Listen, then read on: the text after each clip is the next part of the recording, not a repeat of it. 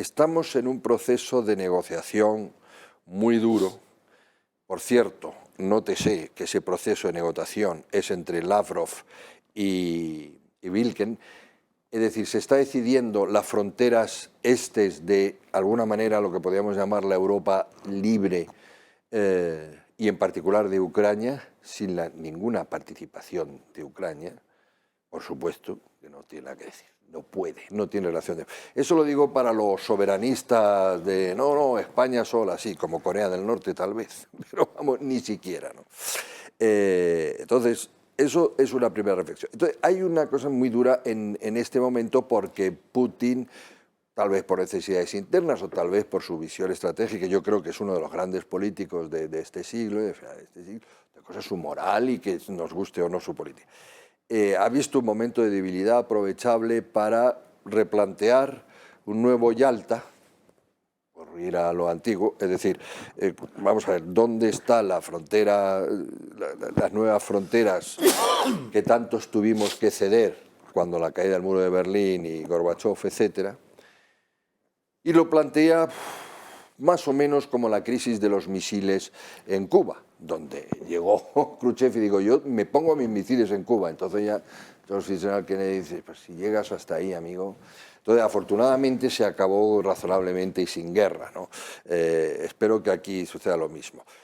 Rusia lo que pretende, aparte de identidad interna, es tener un tampón de seguridad en sus fronteras, lo cual coge Kaliningrado, la parte este de Ucrania, que realmente es de mayoría étnica rusa, el Donbass famoso, y por supuesto Crimea, e incluso tener corredores, que no hay que aceptarle, y, bueno, oye, no me pongas los misiles en mi frontera, ¿no? Es una cosa que que ha conseguido hasta ahora con Finlandia, que es la famosa finlandización. Entonces yo creo que la discusión ahora, la negociación muy fuerte está hasta dónde cedemos esto y hasta dónde nos parece razonable, lo suficientemente razonable como para no ir a una guerra comercial, de la que sufriríamos muchísimo. Pero yo quisiera aquí, lo hice yo, tranquilizar a nuestros... Una guerra abierta, primero, en el Donbass ya hay guerra desde hace muchos años, con 14.000 muertos. No es eso, lo que se está hablando es de una invasión terrestre con infantería y caballería, que son los carros de combate. Eso es lo que... una guerra abierta no va a haber, nadie en Europa, ni en Estados Unidos, está dispuesto a enviar a sus jóvenes a morir por el Donbass. Eso es imposible. Entonces, eso, tranquilidad, pero puede haber una guerra comercial. A ver si la disminuimos, porque él sabe que ahora mismo tiene el control de parte de la energía que necesita Europa, ¿no? Entonces, estamos en esas negociaciones y Estados Unidos y la OTAN ayer están en la parte dura de la negociación. No ceden al principio y dicen, no, yo la OTAN la pongo donde quiero. Nunca van a poner, vamos, nunca. De aquí a 50 años yo no creo que nunca vayan a poner cabezas nucleares de la OTAN en Ucrania. Eso es irracional, es provocativo, ¿no? Entonces, mire lo que pasó con Crimea. En aquel momento no se armó lo que se armó, ¿no? Entonces, lo que se está armando ahora. Entonces, yo creo que se va a tener que ver hasta dónde se puede ceder, y para eso hay que enseñar los dientes, y para eso está este maximalismo, la OTAN donde yo quiera. Que es posible que se instale en Finlandia ahora, ¿no? Pero bueno, hasta ahora no ha sido así. Y si no, pues yo creo que vamos a ver, el Estado tampón Ucrania, sí, pero tipo Bielorrusia o tipo Finlandia. Eso se está negociando. Los corredores se están negociando. Y esperemos que todo acabe en diplomacia y en negociación. La guerra comercial, ¿qué tiene que hacer Europa mientras tanto? Hombre, mientras se cede un poco, porque se va a tener que ceder un poco, a mí me parece vital. Hombre, tiene que hacer dos cosas. Montar bien una independencia del gas ruso para la próxima oleada, porque si no, estamos con la mano cogida, y después empezar a montar un ejército europeo digno de aquí a los próximos 20 años. María, ¿cómo lo ves tú? Bueno, yo lo que veo es que va a haber unas consecuencias, ¿no? Lo que a mí me preocupa, ¿no? son las consecuencias para nuestro país, lógicamente, ¿no? Económicamente puede tener consecuencias muy graves. Esta es la consecuencia de no tener una soberanía energética que nos permita tener esa libertad para decidir, sino que ahora decidimos de que este conflicto traiga como consecuencia que nos quedemos sin gas y que tengamos que buscarlo por otro lado, que creo que es gravísimo, y más en la situación en la que estamos, porque es que es verdad que se nos van surgiendo problemas por todos los lados, ¿no? con este tema del gas. Y luego pues me preocupa también que en el fondo pues, estamos hablando de un conflicto bélico que ojalá efectivamente no llegue, pero estamos hablando de un conflicto bélico, estamos hablando de que somos pues, lógicamente socios de la OTAN, que tenemos un compromiso que es clarísimo y que nuestras tropas también están comprometidas en este asunto. Entonces a mí me preocupan estos temas y me preocupa que tenemos un gobierno que toma las decisiones de forma unilateral sin contar con el Congreso. Y que no informa a los partidos del Congreso sobre las decisiones que toman este tema, ¿no? Entonces, que está más pendiente de la foto, de la participación internacional que representar y de luchar por los intereses de los españoles, ¿no? Eso es lo que a mí realmente me preocupa y no veo que la posición de España tenga desde luego un papel como el que debería tener, ¿no? Con la importancia que debería tener en este tipo de conflictos. Entonces, a ver, es que hay muchas, habéis tocado muchas cosas, ¿eh? Yo, por ejemplo, cogeré una cosa que acabas de decir tú, María. Puede ser que el gobierno no lo lleve al Congreso porque no puede llevarlo al Congreso. ¿En qué sentido? En que si lo lleva al Congreso se vería que no goza del apoyo de sus socios.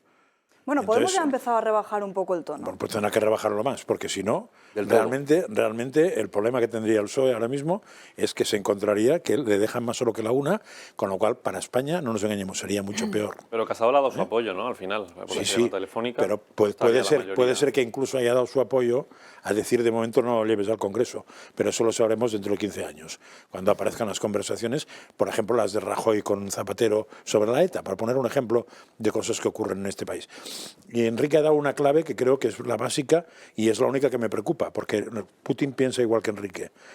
Nadie en Estados Unidos ni en Europa está dispuesto a morir por el Donbass, has dicho, ¿no? El Donbass, sí. Claro, eso lo sabe perfectamente Putin, donde sus soldados sí están dispuestos a morir en el Donbass. Entonces, con ese planteamiento ya has ganado la guerra. Están muriendo ya, ¿eh? Pero por eso. Pero bueno, en teoría mueren las milicias pro. Sí. Con los instructores militares del ejército ruso, etcétera. Mueren como morirían en Cuba o en Venezuela. Si exacto. Pero sus soldados sí morirían. Con lo cual, como eso lo sabe, quiere decir que la guerra la tendría ganada. Otra cosa son lo que le caería encima. Yo pienso que nadie quiere la guerra, pero eso ya es una manera de entrar en la negociación pisando más fuerte que el contrario. Porque sabe que además desde Vietnam está claro que Occidente en la invasión de un país no tiene ningún futuro lejano. Porque juegas con la prensa y en 2 minutos tienes la opinión pública en contra. 2 minutos, 2 años, 2 meses. Con lo cual eso va a ganar siempre una dictadura. Y no nos engañemos porque Rusia no parece que sea estrictamente otra cosa, ¿no? Con lo cual hay que llevar eso al terreno de la diplomacia como sea, hay que llevar al terreno de ceder lo que haga falta, pero nunca diciéndolo. O sea, tienes que decir al revés, que estás dispuesto a morir porque si no dices que estás dispuesto a morir y demostrarlo de alguna manera, retirando los diplomáticos, metiendo tanques, lo que sea, el otro dice, ¿ves? Como decía yo, que estos tíos no mueven un dedo, y si no mueven un dedo, entrarán. Y si Europa mueve dedos, no entrarán, pero se comerá igualmente el territorio a base de hacer lo que hizo en el Crimea, que es que desde dentro le pidan pasarse al otro lado. O sea, ahí vamos a perder. Ucrania hay que darla por perdida. No, si no se quiere perder, toda Ucrania no, el Donbass. Bueno, perdida en el sentido de que se va a quedar ahí en medio. Va a ser un estado tampón, eso es inevitable. Si se quiere defender, si Europa quiere defender, lo cual no tengo claro, si en Estados Unidos, Polonia, Hungría, etcétera. Porque claro, Putin en el fondo, ¿qué pide? Putin pide volver al Pacto de Varsovia. Otro asunto es que probablemente pide eso para quedarse con la antigua URSS, que es lo que haría yo si fuera Putin, pedir hasta aquí para quedarme hasta aquí. Y Estados Unidos y Europa tienen que pedir Ucrania para quedarse en el Pacto de Varsovia, pero sin dar muestras de que nadie está dispuesto a morir por eso, porque entonces veremos cómo la línea va a ir corriendo, y puede llegar a Viena. Matizo un poquito, si me permite, y hablo un poquito de España, que es muy interesante lo que ha dicho doña María. Vamos a ver, que una cosa tiene que quedar clara. Soldados americanos y europeos sí tienen que estar dispuestos a morir indudablemente si se toca por ejemplo, Estonia o Polonia. Eso es, ¿qué es lo que pasó en la Segunda Guerra Mundial? Bueno, usted ya ha ido a Danzig y por lo tanto, mire usted, esto ya es la guerra. O sea, sí hay una línea roja. Esa línea roja está más allá que el pacto de la CEDE. Europea, es decir, no, y que están en la OTAN. Y la OTAN, claro. O sea, Estonia, Polonia esa y tal. Ya la perdió eso Rusia. es que es automático. Ya la claro, perdió Rusia esa batalla. Es así. Por lo tanto, no es tanto el pacto de Varsovia. Pero pide el pacto para quedarse con... Pero claro, pero vamos, porque no va a conseguir que Hungría ni Bulgaria y tal y cual, no estamos de acuerdo. España yo creo que lo que tiene que hacer Sánchez es estarse quietecito porque tiene el enorme problema encima, acumulado por sus congéneres y desde luego desde la época de Zapatero, de que España ha pedido total credibilidad y respeto por parte de Estados Unidos y de sus aliados principales, desde la famosa hecho de no levantarse ante enseñar falta de respeto y tal, y porque no puede. Se fían más de Marruecos. Fíjate. Ahora mismo su urgencia es intentar hacer verdad lo que él dice que no es verdad, que es estamos todos unidos. No es verdad. Es decir, tú tienes un miembro de tu gobierno, incluido una vicepresidenta, que se oponen a esas cosas. O gente que te está votando y que dice que el ejército o la fragata que te envían ahí, lo que pasa es que los militares son franquistas y que hay que retirarla. Entonces, ¿qué confianza y credibilidad como socio vas a tener? Eso desde hace años explica lo que está jugando con Marruecos Estados Unidos. Entonces, ahora mismo lo mejor que puede hacer es estar calladito y solo hablar y resolver su problema interior. Desde luego lo que no puede pretender es, pero ¿cómo va a ir él a una negociación entre grandes líderes donde se van a hablar de determinadas cosas, a lo mejor secretas, confidenciales y tal, sabiendo que al día siguiente lo lleva al Consejo de Ministros donde está Garzón o la Yolanda Díaz, etcétera? Pero hombre, por favor, es que nadie, vamos, no le van a llamar jamás.